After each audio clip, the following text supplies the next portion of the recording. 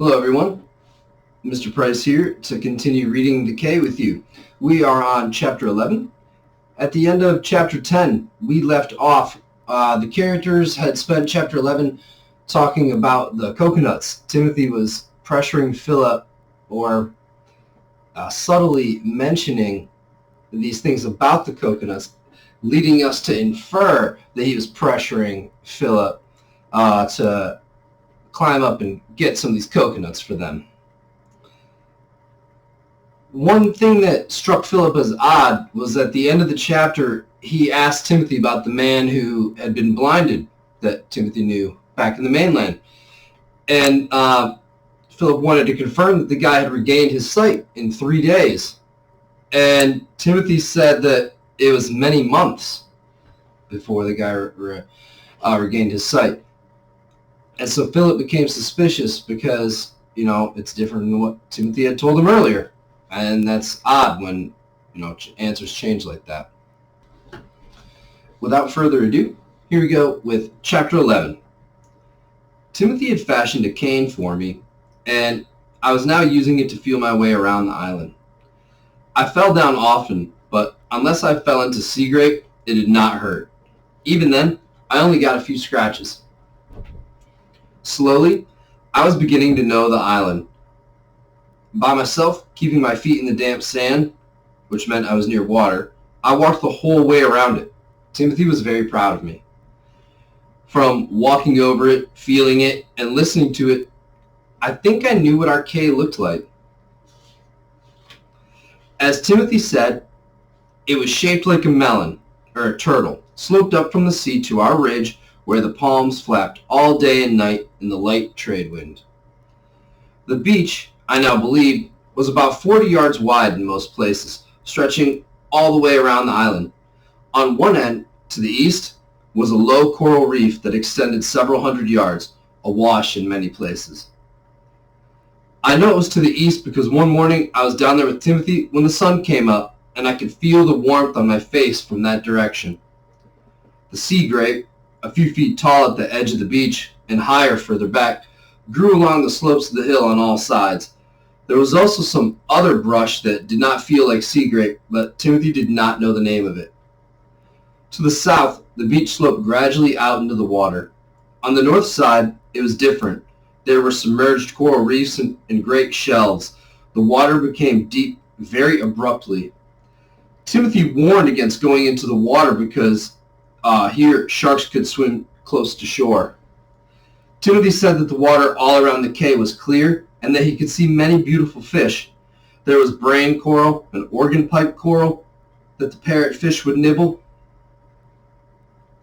From what I could feel and hear, our Cay seemed a lovely island, and I wished that I could see it. I planned to walk around it at least once a day, following the vine rope from the ridge to the beach, then setting out along the sand. I was starting to be less dependent on the vine rope, and sometimes it seemed to me that Timothy was trying hard to make me independent of him. I thought I knew why, but I did not talk to him about it. What do you guys think is the reason?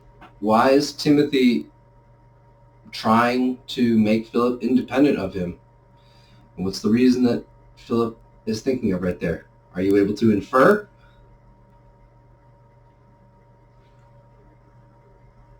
It gives us the answer in the next sentence. It says, I did not want to think about the possibility of Timothy dying and leaving me alone on the Cay. Because the rain that the night before had made us hopeful, I think both of us did our chores with one ear to the sky, listening for the sound of engines. But all day we heard nothing but familiar sounds. The surf, the wind, and the cries of seabirds.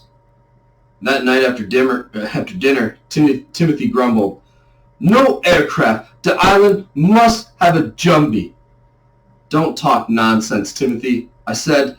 The evil spirit harasses Melissa, she said darkly. And we do not have a chicken or grains of corn to chase him. I said, Timothy, you can't really believe in that. My father had told me about Obadiah, or voodoo, in the West Indies. It had come over from Africa, of course.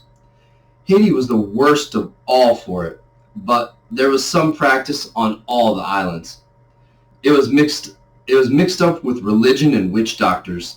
I knew he was looking at Stu Cat when he said, "Maybe that outrageous cat is the Jumbie."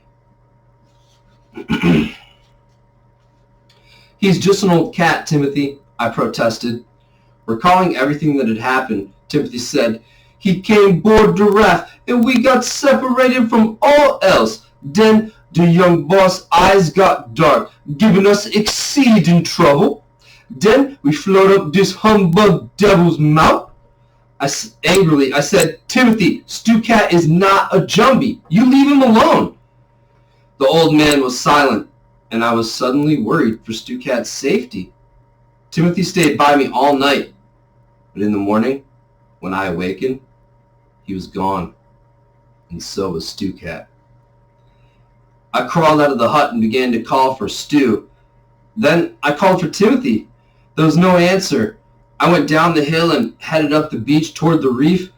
Voodoo was silly, I knew, but it was also frightening. I couldn't understand why Timothy thought Stu Cat was the Jumbie. I decided to circle the island to find them, using my cane to feel the way, to touch driftwood or coral ledges the night tide might have uncovered. I moved along the damp sand, calling out now and then. When I reached the north side, Timothy answered, "Morning, Philip." I asked him where he'd been. He laughed. "There is no place to go here. I have been here, on this beach." "Where is Stu Cat?" Timothy was silent. I asked again. "Begetting his own self a lizard, maybe." "Maybe," he answered, but there was something conniving in his voice. All the while I could hear a scraping noise, occasionally a ring of metal. "What are you doing?" I asked. "Cutting on an old piece of wood," he replied. Why would he be down on North Beach this early cutting wood? I knew we had plenty for the campfire and the signal fire. "And you haven't seen Stu Cat?" "Not a hair," he said. I wanted to see what he had in his hands, but I didn't have the courage to walk up and touch it. I said, "Timothy, I'm very hungry." I felt his hand on my wrist. He said, "We'll go to the hut." He fixed breakfast, we ate, and then, without a word, he slipped away. Usually he kept his hunting knife in the tin box that had stored our biscuits. Also, in that box were the dry matches we had left, a few pieces of stale chocolate, and small things that Timothy had salvaged from the beach or the raft. I felt a few nails, the hinges that had been on the raft's trap door, some short lengths of rope, a piece of cork, several small tin cans, a small roll of something that felt like leather. Nothing was missing except the knife, and I knew he'd taken it to North Beach with him. As best I could, I searched around the hut area for Stu Cat, thinking maybe Timothy had tied him up somewhere, yet I was certain he'd be meowing if he was within hearing distance. I was positive that Timothy was back on North Beach cutting on that piece of wood, but something told me not to go down there. So I sat by the hut, wondering what to do. It was no good trying to convince him that Jumbie did not exist. Nor was there any way to find Stu Cat if Timothy had hidden him. The morning hours passed slowly. Once I went down to East Beach to sit near the signal fire, hoping to hear the drone of an aircraft. Several times, over the stir of the wind, I thought I heard a faint meow, but I couldn't locate the direction. Maybe all that had happened was beginning to work on the old man's mind. Maybe I was stranded on a tiny forgotten island in the Caribbean with a madman. If he harmed Stu Cat because of some silly Jumbie thing, I knew he might also harm me. I thought about getting back on the raft and letting it drift to sea again. I was certain that there were enough boards still on top to sit and sleep on. If I could get the water keg down the hill and the last pieces of chocolate out of the box, I'd be all right for a few days. I got up and went down to the water, feeling my way toward the reef. I knew that if I kept going that way, I'd touch or fall over the length of lifeline rope that tethered the raft. Timothy had driven a heavy piece of driftwood into the sand so that the raft would not go out to sea with the tide. I walked slowly and carefully, expecting at any moment to feel the rope with my cane or have it hit against my ankles. I went all the way to the beginning of the reef without finding it. Then I reversed my course and walked in the other direction. Finally, I stumbled over the heavy piece of wood that Timothy had driven into the sand. I felt around it, but the rope was no longer tied to it. He'd cut the raft loose. Panic swept over me, but taking my bearing from the stake, I decided to go out into the water, hoping to find the raft. A few feet offshore, I got another bad scare. I put my foot down and something moved. In fact, the whole bottom seemed to move. I lost my balance and fell headfirst into the water.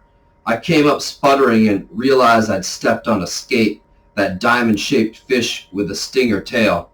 I'd done that once or twice at West Punt. The skate is kin to the deadly sea ray, but this one was as shocked as I was and swam off to deeper water.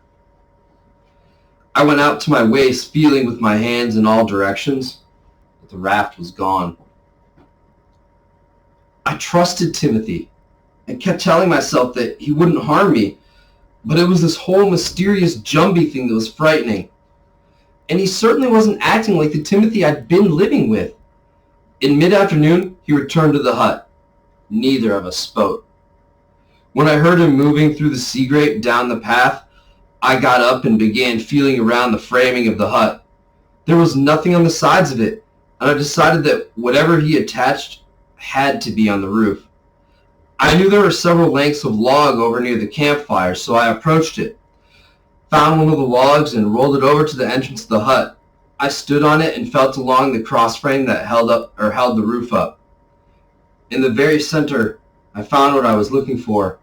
I cried out when the palm of my hand touched something sharp. Then, with my fingers, I slowly felt around the object. It had a head, I discovered, 4 feet, and a tail. Timothy had spent all that time carving a cat, a stew cat. The nails in it were supposed to kill the evil Jumbie. I felt weak and sat down on the log. Soon, he came up the path, dropping a stew cat into my lap. "Where was he?" I asked. "On the raft, of course," Timothy answered. "I got him off the island till I could chase the Jumbie." "Where's the raft, Timothy?" "'Twas offshore, Philly. 'Tis back now, and our luck is changed." But it didn't change. It just got worse. That's the end of the chapter, guys. I hope you enjoyed it. I hope you're making some good predictions about what you think might happen. Have a great day.